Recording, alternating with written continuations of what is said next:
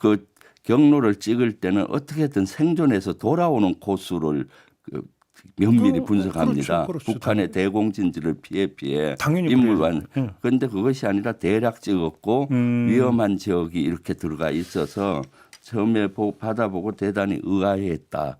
라는 게 실무진들의 얘기고. 그런데 너무 시간이 촉박하니 그대로 시행을 8월 10월 3일하고 9일 날은 했고 11월 13일 날은 온천 비행장이라고 전투 비행장을 경유해서 남포로 들어가서 예. 비행장을 경유하는 것은 너무 위험하다. 전투 비행장은 왜냐하면 거기 레이더 기지도 있고 대공진전 촘촘하잖아요. 그래서 그 해당 실무자들이 그 띄우기 전에 이건 위험하다고 문제 제기를 한 겁니다. 경로를 듣고. 네. 예. 그래서 이제 다시 경로를 찍어줬는데 비행장만 피하고 대동강을 따라서 이래 들어갔는데 거기는 북한의 잠수함 기지 뭐 여러 기지들이 더 촘촘한 데를 찍어줘서 어쩔 수 없이 하긴 했는데 너무 의아했다. 이거는 무인기를 살아서 돌아오게 하는 것이 아니라 자살 행위를 하게 하는 것이 아니냐라는 이거는 생각을 했다 하더라고요. 북한 군부 자극용 이렇게 이해를. 그렇죠. 북한의 군부를 자극을 해서 네. 바로 도발하게 하는. 왜냐하면 남포가 거기 북한의 핵심 군단이 있고 주로 연평도 포격 도발이라든가 NLL에서 여러 도발을 했던 핵심 부대들이 다 관여된 그렇죠. 지역이니까 그렇죠. 되게 야성이 강한 지역이에요. 공격성이. 거기 직접 공격을 해서 이번에는 하려고 한 것이 아니냐. 그러니까 이건 지금 의원님의 말씀을 듣다 보니까 추정인데 네. 그러니까 10월 3일, 10월 8일에 일단 띄워서 그때는 15호 관저 네. 김정은 위원장이 있는 곳에 뿌렸는데도 바로 대응을 안 하니까 네. 그러면 그 마지막에 남포 쪽으로 해갖고 그 북한 군부가 그냥 알아서 즉각 대응할 수 있도록 혹시 유도했다 이렇게 이게 연결이 되는 걸까요? 혹시? 네, 그렇죠. 저도 그렇게 봤어요. 적의 심장을 향해서 총을 겨누는데 아무 반응이 없으니까 예. 이번에 목에 칼을 들여서 즉각 반응을 보는 거죠.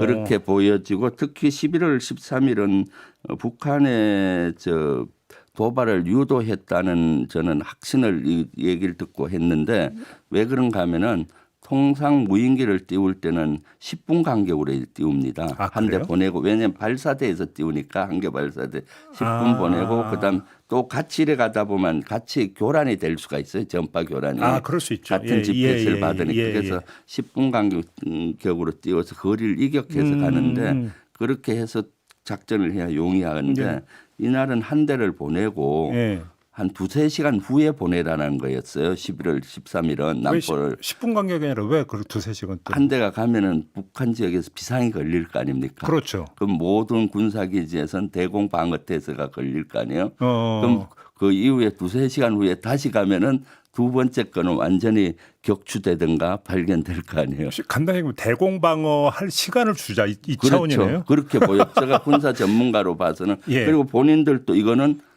그렇게 느꼈다 그러더라고요.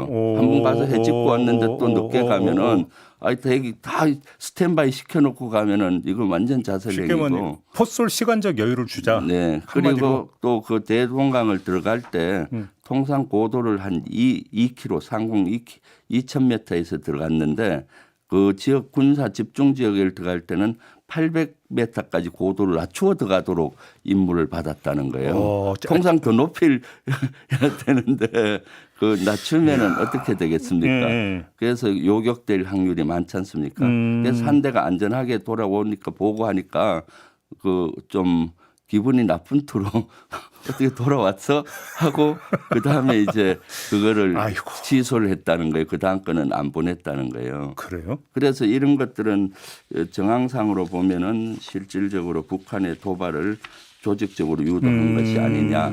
그리고 남포 이런 데도 사실 군사기지를 찍을 수 있는 능력은 드론 사령부에서는 없다. 그래요? 그러니까 그 위에 뭐 하는 거고 사실 북한의 이 정도 가서 전단을 뿌릴 정도가 되면은 저는 오랜 군 생활로 봤을 때 대통령의 결심 없이는 이루어질 수 없는 겁니다. 이 작전은. 여기서 어떤 군사 충돌이 어떻게 나올지 모르는 상황이니까 당연히. 네. 지난해 10월 11일 북한은 우리 군의 무인기가 세 차례에 걸쳐 평양 상공에 침투해 대북 전단을 뿌렸다며 사진을 공개했습니다. 반드시 대가를 치루어야 할 엄중한 군사적 공격 행위이다. 확인해 줄 수 없다는 입장만 고수했던 우리 군과 정부. 그것은 여러 가지 다양한 상황이기 때문에 확인해 드릴 수가 없습니다.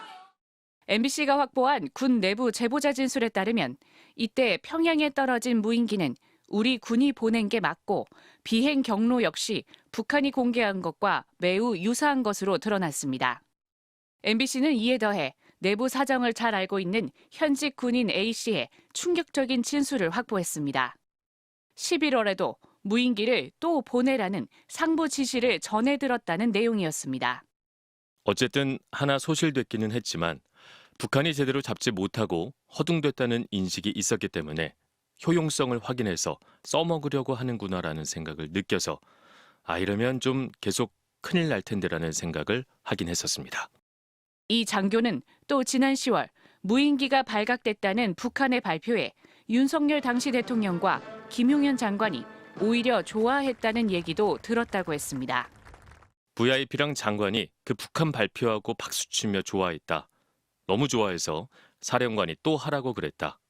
사령관이 굉장히 부담을 느끼고 있다는 얘기까지 들었습니다. 결국 지시에 따라 11월에도 무인기 침투 작전이 또 실행됐다고 했습니다. 제보자들은 우리가 보낸 무인기는 소음이 심한데도 저고도에서 전단을 뿌리는 임무를 수행해 발각되기 쉬웠다고도 했습니다. 근데 정말 신기한 게 평양 상공, 그것도 뭐 320m 상공에서 한 10바퀴 이상을 뱅글뱅글 돌게 만들어는 그런 비행 경로를 입력했더라고요. 이미 이렇게 딱 봤을 때 제발 들켜달라 이거 외에는 없는 거. 조사를 통해 사실로 밝혀지면 계엄 요건 확보를 위해 북한의 도발을 유도하려 했다는 혐의에 중요한 근거가 될 수 있습니다. 12.3 계엄을 앞두고 시행된 무인기 침투 작전의 진실. 잠시 뒤 탐사기획 스트레이트에서 자세히 전해드리겠습니다. MBC 뉴스 김정인입니다.